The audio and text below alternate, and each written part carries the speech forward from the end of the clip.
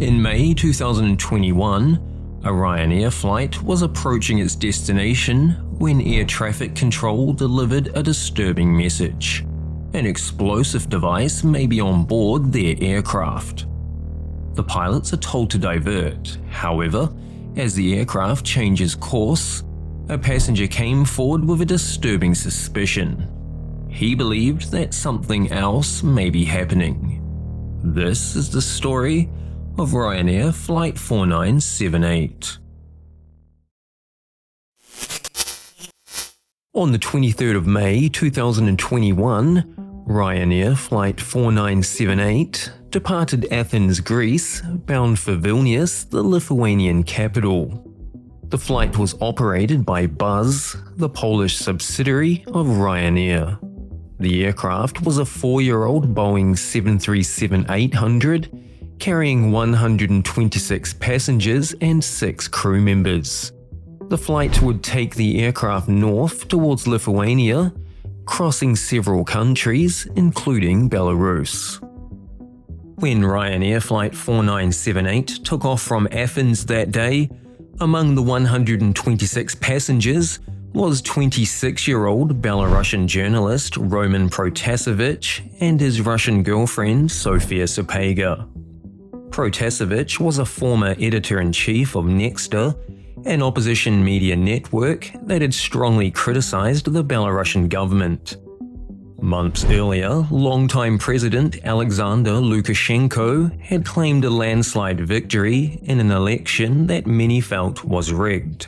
Thousands took to protest, prompting a violent crackdown and media blackouts. However, Nexta remained defiant, continuing to broadcast to its 2 million Telegram users.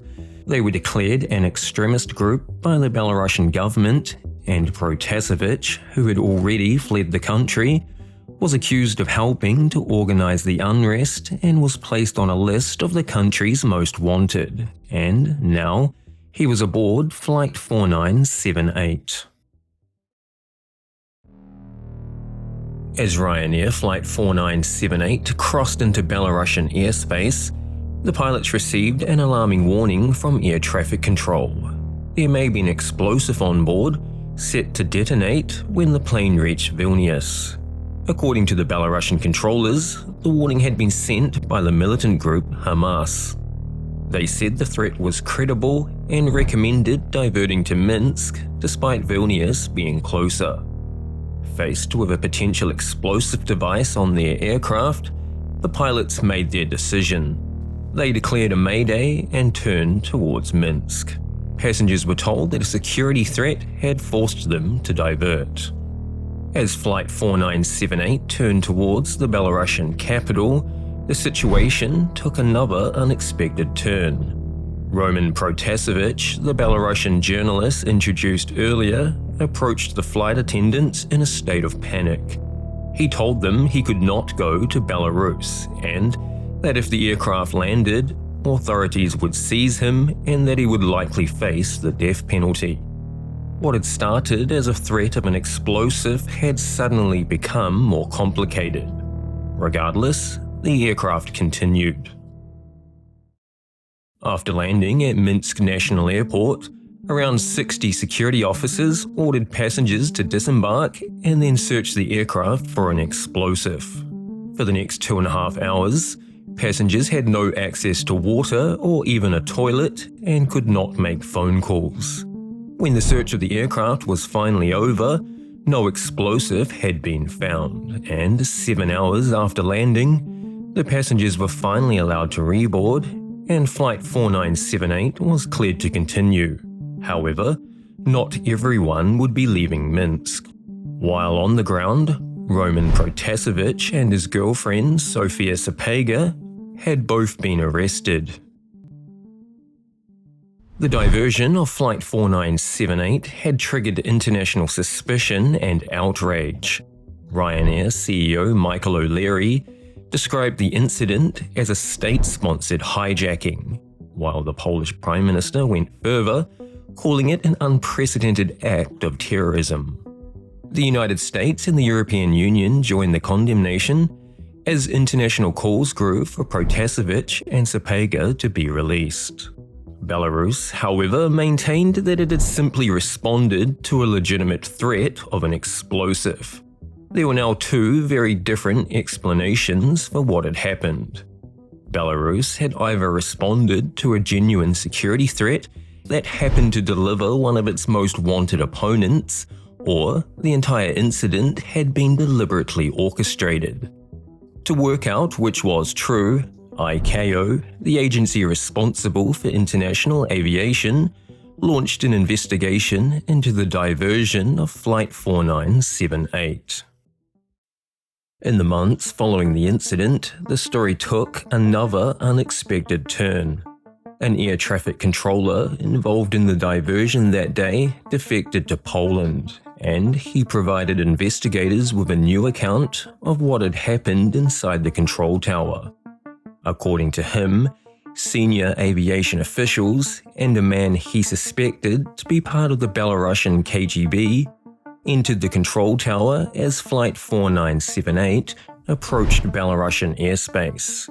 Suspicious of what was happening and afraid of a future cover-up, the controller used his phone to secretly record his communications, and, according to that recording, the men are heard coaching him on what to say. When a Ryanair pilot asked if the threat level was yellow or red, one of them can be heard in the background saying, "Well, let it be red, the red one." To the ICAO investigators, the Belarusian explanation was looking increasingly suspicious. When investigators took a closer look at the email supposedly sent by Hamas, the email Belarus claimed triggered the whole event, the timeline didn't add up. The email had been received after Flight 4978 had already been told to divert. This meant that the email could not have triggered the diversion. Combined with the controller's testimony, his secret recording, and the other evidence, ICAO ultimately concluded that the Belarusian government had committed an act of unlawful interference. The evidence pointed to the operation's real purpose: forcing Flight 4978 into Minsk so that Roman Protasevich could be arrested. Essentially a state-sponsored hijacking.